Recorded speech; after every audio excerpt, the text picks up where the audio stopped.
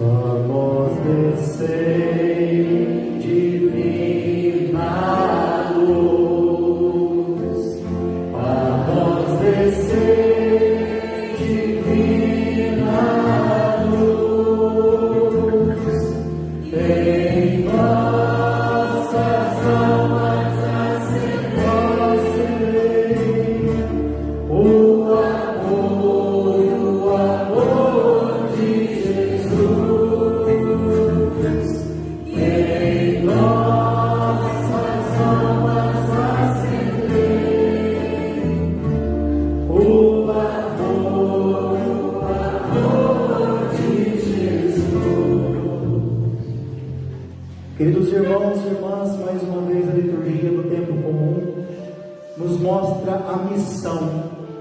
Um Deus que nos chama aonde a gente está, no nosso cotidiano, chama pessoas humanas, imperfeitas, mas quando Deus nos chama, sabendo de tudo que nós somos, quem está perto dele vai procurar cada vez mais se assemelhar com ele.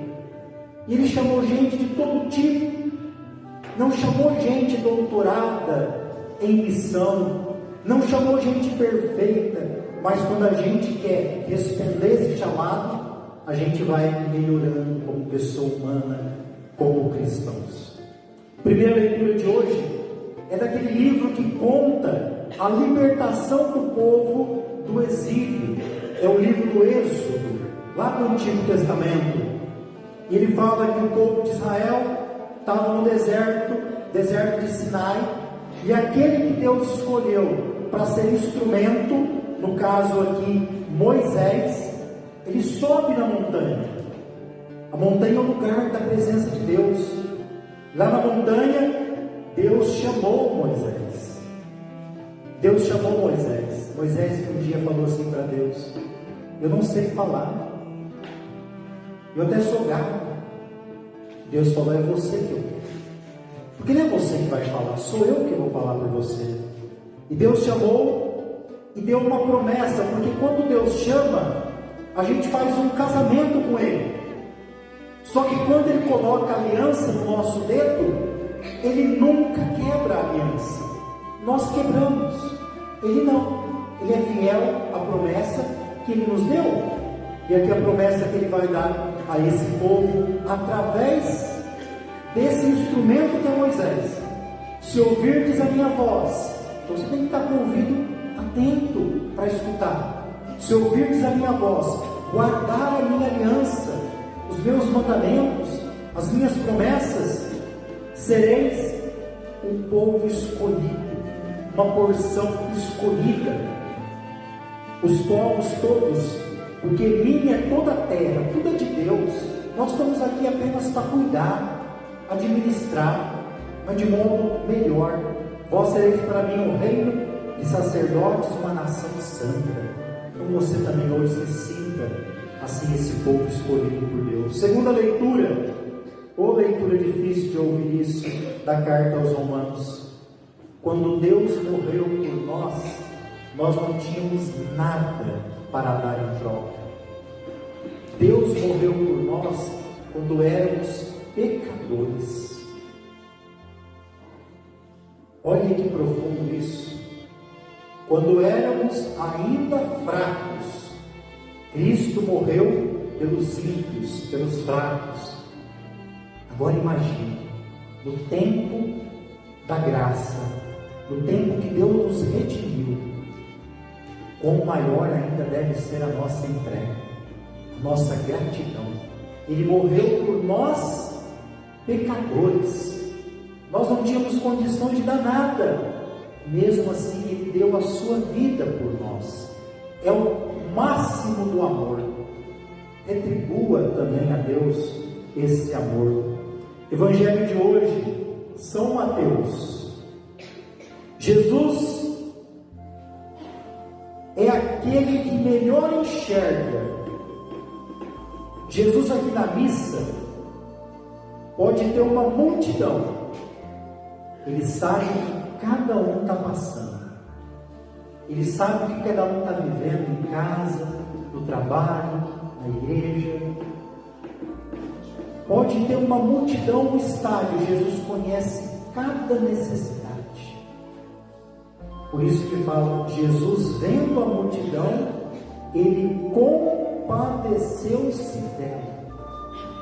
Compadecer-se, assim, que aqui no original grego, é entrar no mais profundo do ser humano, é contorcer-se nas entranhas. As entranhas do povo judeu é mais profundo que o coração. Então Deus aqui, quando ele se contorce nas entranhas, está dizendo que ele conhece o mais profundo de cada um de nós. É o máximo da misericórdia. Em grego, esplanquinizomai, essa palavra, esplanquinizomai, é o mais profundo das entranhas, e é sentido compaixão, porque elas estavam cansadas. Eu nem vou pedir para erguer a mão, senão todo mundo ergueu. Quem está cansado? Cansado, abatidas. Quanta gente tem encontrado e abatido, nem é pelo frio, como ovelhas que não têm pastor.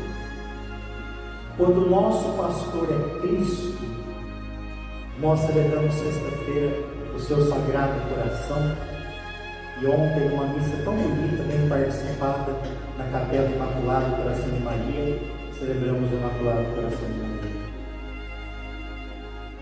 Nós não podemos ser ovelhas sem pastor. Uma ovelha que não tem pastor segue qualquer tipo de pastor. O primeiro que aparece na televisão e que te promete, né? Bens e mais bens se você fizer isso e fizer aquilo. Cuidado. Jesus nunca prometeu isso. Lê a Bíblia melhor. Vê o que ele promete, que a gente vai seguir melhor. Tenham sempre pastores que tenham Cristo como centro, como cabeça, e aqueles que Cristo instituiu os verdadeiros pastores da sua igreja. Uma ovelha sem pastor vai por qualquer caminho, vai por qualquer rumo, cai e fica lá. Não sejam ovelhas sem pastor. Isso mexeu com o mais profundo de Cristo. Aquele povo estava perdido, sem rumo, ovelha sem pastor. Olha essas crianças que entraram na procissão de entrada da catequese, tão pequenas, e a gente encontra a realidade dessas crianças que às vezes não tem pastor e pastoras em casa. Que bom seria que a catequista chegasse na sala de catequese, que não é sala de aula, né? Por isso a catequese não pode ter carteiras enfileiradas igual tem numa sala de aula, porque não é sala de aula a catequese. Que bom seria que o catequista chegasse lá e só tivesse anjinhos para falar de Jesus, e não é assim.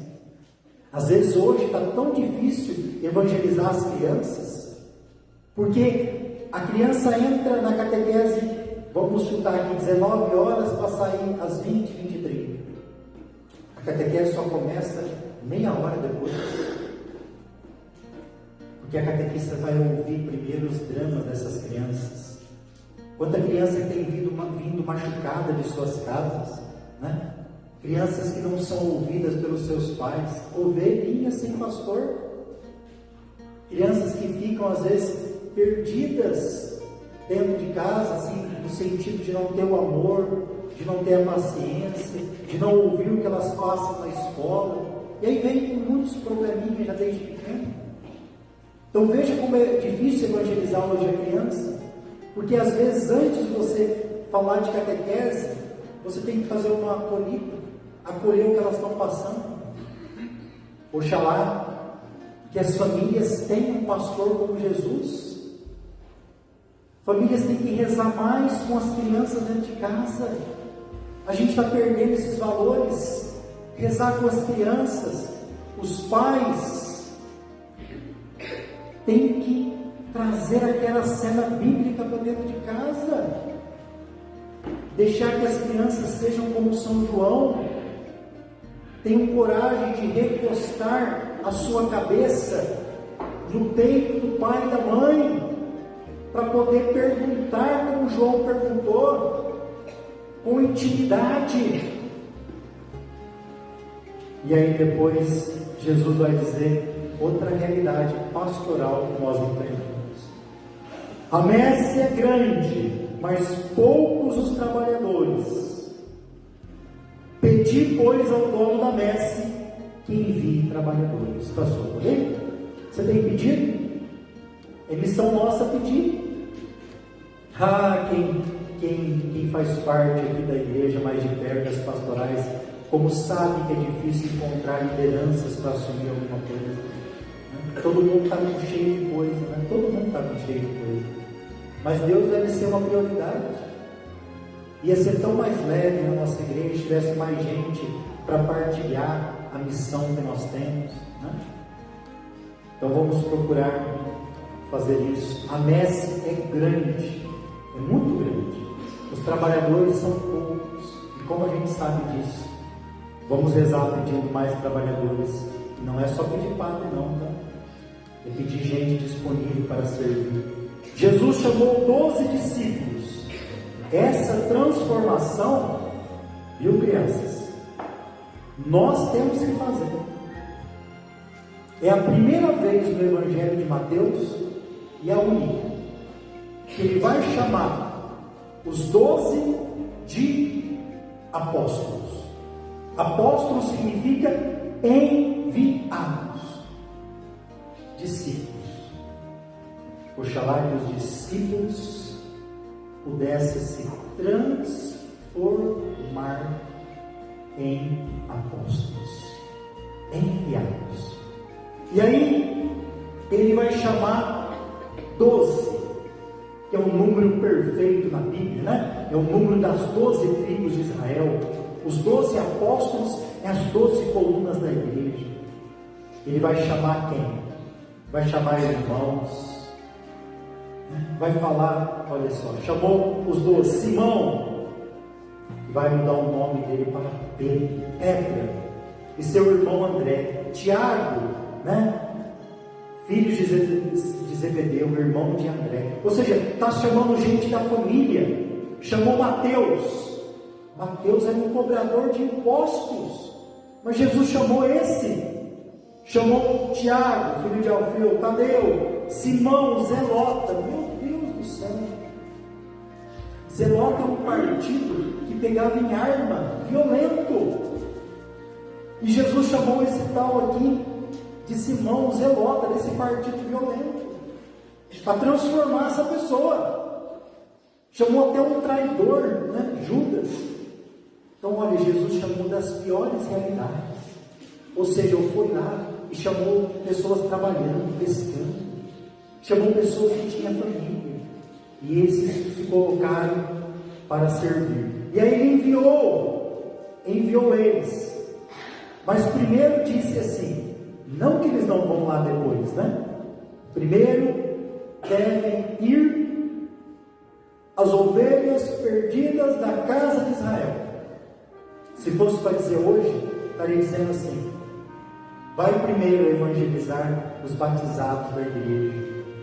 Porque a igreja está cheia de evangelizados, de batizados. Mas o grupinho de evangelizados é muito pequeno. Tem uma multidão de batizados na igreja. Multidão. Mas que não vai na missa. Que não participa das coisas da igreja. Se eu falar o resto, vocês podem ficar escandalizados. Não vou falar mais baixinho. Que vai só no velório e nunca mais volta. Que vai só quando aquela pessoa faz a primeira comunhão e nunca mais volta. É um cristianismo social, não é engajado. Há uma multidão de milhões de batizados, mas poucos que respondem o chamado de Cristo, e poucos que são enviados. E Jesus dá uma bênção para eles, e tudo isso que você faz é sinal do reino. Curai os doentes, ressuscitai os mortos, purificai os leprosos, expulsai os demônios. Então toda vez que você faz um bem, toda vez que você ergue uma pessoa, uma caridade, você está fazendo a missão de Jesus, de trazer o reino mais próximo. Que Ele hoje também possa de novo acender essa chama missionária em nós. Louvado seja nosso Senhor Jesus Cristo.